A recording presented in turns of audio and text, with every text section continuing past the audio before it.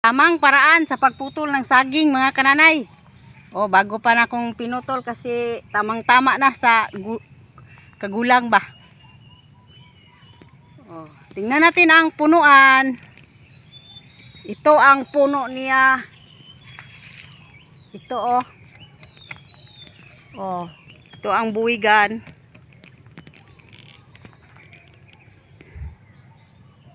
Ito ang buwigan. Diyan lang natin putulin o kaya hanggang sa maabot nyo dito ba. Basta't hindi putulin yung puno niya, parang ang kanyang mga suhi magkuha pa ng sustansya mula sa kanyang ina. Kung sa ikumpara natin sa mga alaga natin na magtutoy pa sila sa kanilang ina, parang manatiling mataba ang kanilang mga anak. Ito ang mga anak niya, dalawa. Dapat hindi pa putulin ito.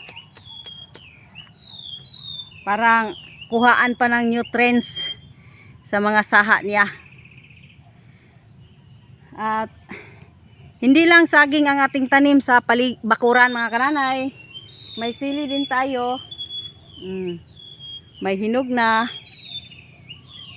Dapat natin natong kunin ang mga hinog, parang hindi tayo maunahan sa mga ibon. Kasi ang ibon kumakain ito. At saka maraming mga sili doon, hindi lang ang sa atin. Ang sa atin, kunin natin kay maliit lang ang puno. Oh. Nga maliliit lang ang puno. Good ang price natin ngayon sa sili mga kananay. Itong ganitong sili, tag 200 ang kilo. Mabuti na lang sa isang puno makakuha tayo ng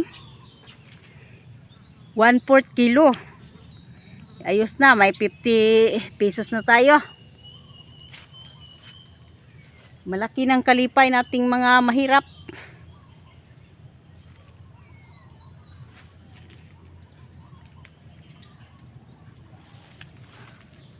Ang saya kapag may tanim, may aanihin.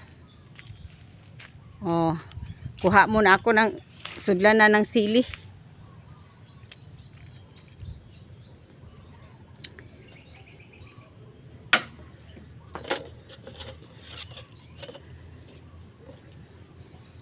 Halak ka kay gibutangan